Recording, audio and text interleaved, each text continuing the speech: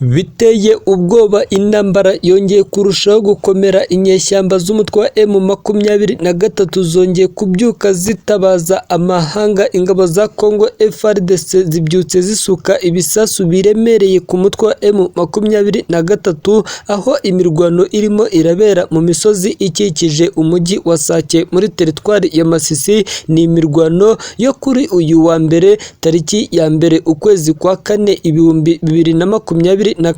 aho ingabo za Repubulika Iharanira Demokarasi ya Kongo zongeye kubyuka zisuka ibisasu rutura ku birindiro by'umutwe wa M23 guhera saa 11 zo muri iki gitondo. Amakuru aremeza ko ibisasu byo mu bwoko bwa Morton bya FARDC birimo kugwa mu birindiro bitandukanye by'umutwe wa M23, ndetse ibi bisasu birimo guterwa n'igisirikare cya Kongo FARDC, bikaba bije nyuma yuko MONUSCO itangaje ko M23 irimo irafata ibice byinshi kandi irimo irabifata mu kigero kitigeze kibaho, ndetse M23 nibatagenzura neza iraza gufata umujyi Goma igakomeza no mu murwa mukuru Kinshasa. Abaturage bakomeje kugaragaza ko batazihanganira ibirimo birababaho, kuko bakomeje guhura n'akaga gakomeye cyane kubw'ibitero bikomeye cyane ingabo za Congo FARDC zirimo kugaba ku mutwe wa M23, ndetse ibi bitero bigasiga inyeshyamba z'umutwe wa M23 zongeye kwigarura ibice bitandukanye. Umuvugizi w'inyeshyamba za M23 mu ishami rya politiki Laurent Kanyuka yatangaje ko bamaganye bikomeye cyane ibitero bikomeje kwibasira abasivile byakozwe n'ihuriro ry'ingabo za leta y'i Kinshasa. Laurent Kanyuka yavuze ko FDLR, abacancuro, Wazalendo, ingabo z'u Burundi ndetse na SADC bari kurasa bikomeye cyane ku bice bituwemo n'abaturage hakoreshejwe imbunda nini ndetse n'ibifuru by'intambara. Mu butumwa yashyize ku rubuga rwa X, Kanyuka yagaragaje ko MONUSCO nayo ikomeje gutanga umusanzu mu ihohoterwa rikabije ririmo gukorerwa ikiremwa muntu. Laurent Kanyuka atangaje ibi mu gihe no mu rukerera rwo kuri uyu wa mbere amakuru yabyutse ari ahagaragara, ari impinduka zikomeye cyane, ari impinduka zirimo zirakorwa n'ingabo za leta ya Congo FARDC mu rwego rwo gusubiza inyuma abarwanyi b'umutwe wa M23 bakomeje kurushaho kwigira imbere, bakomeje kurushaho gufata ibice bitandukanye, ari nako M23 irimo irasatira gufata umujyi Goma, dore ko yamaze gufunga imihanda igera kuri 3 yinjiza ibiribwa muri uyu mujyi Goma, umurwa mukuru w'intara ya Kivu y'Amajyaruguru, umujyi utuwe n'abarenga miliyoni 2. Ubu amakuru ari hanze n'amagambo akomeye cyane yongeye gutangazwa na Perezida Felix Antoine Tshisekedi, wongeye gushimangira ko ntaho yigeze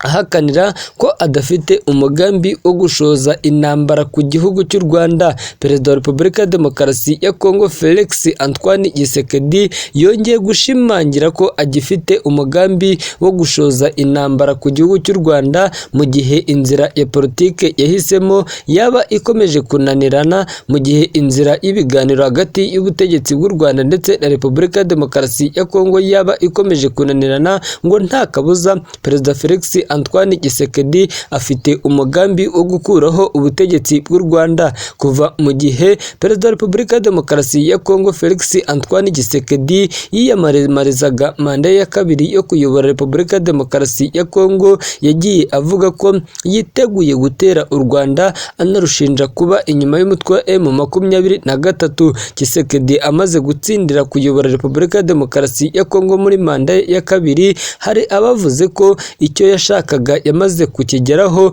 bityo imvugo yo gutera u Rwanda ikaba ihagaze. Kuri ubu ngubu M23 irimo iragenda ikubita inshuro ingabo za FARDC zifatanyije n'imitwe yitwaje intwaro n'ingabo z'u Burundi, ndetse M23 iherutse gutangaza ko igiye gufata umujyi wa Goma, iganakomerezaho igafata ibindi bice bikomeye cyane birimo n'umurwa mukuru Kinshasa. Mu kiganiro Perezida Felix Antoine Tshisekedi Tshisekedi yagiranye n'ibinyamakuru birimo Le Monde yabajijwe nimba gahunda yo gutera u Rwanda ihari, asubiza ko igihari kandi ubu ngubu ashyize imbere inzira y'ibiganiro, n'inzira y'ibiganiro nitagira icyo kimura yiteguye gukomeza umugambi we wo gushoza intambara ku gihugu cy'u Rwanda. Tariki 18 z'ukwezi kwa 12 2023 muri stade nkuru i Kinshasa, Perezida Felix Antoine Tshisekedi yatangaje ko afite igisirikare gikomeye cyane, afite igisirikare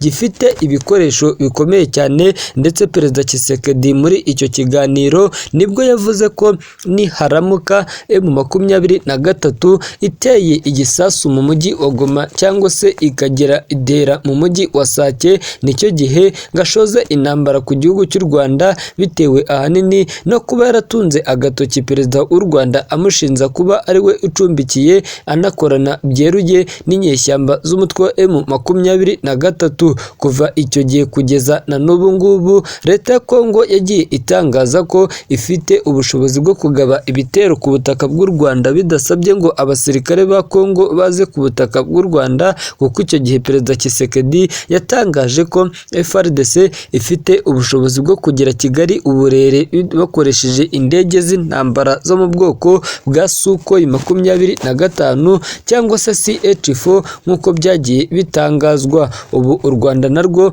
rwatangaje ko rwamaze gushyiraho ubwirinzi bushoboka haba mu kirere, ku butaka ndetse no ku mazi, nk'uko byatangajwe n'umuvugizi wa guverinoma y'u Rwanda Madamu Yolanda Makoro. Tshisekedi yavuze ko yashatse gutanga amahirwe ya nyuma y'inzira y'amahoro mbere yo gukoresha intwaro kirimbuzi afite. Ati ni inzira yo gutanga amahirwe ya nyuma mbere y'uko dusubiza abadushotora kuko bikenewe turabifite. Perezida Kagame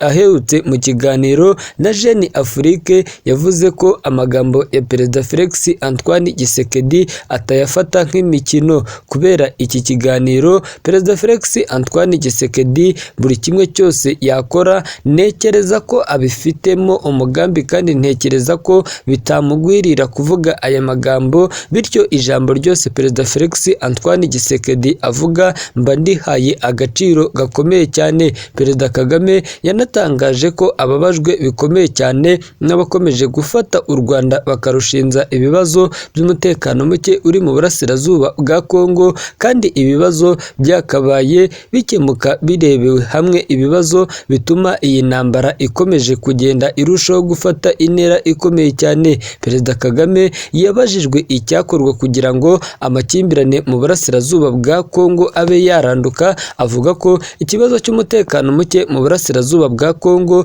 cyakemuka harebewe hamwe umuzi w'iki kibazo. Ubu umuhuza uri hagati y'u Rwanda na Repubulika ya Demokarasi ya Kongo, Perezida wa Angola João Lourenço, usanzwe yarahawe inshingano z'umuryango wa Afurika y'Afurika zunze ubumwe zo guhuza abakuru b'ibihugu bombi, akomeje kugaragaza ko iki kibazo cy'intambara iri mu burasirazuba bwa Kongo uko bwije n'uko bukeye gikomeje kurushaho gufata intera ikomeye cyane. Perezida wa Angola João Lourenço yagaragaje ko mu burasirazuba bwa Kongo hakomeje kugaragara impunzi nyinshi, hakomeje kugaragara ibikorwa birimo iyicarubozo, ihohoterwa rishingiye ku gitsina, byose bigakorwa kandi ubutegetsi bwa leta y'i Kinshasa buraho burimo kurebera.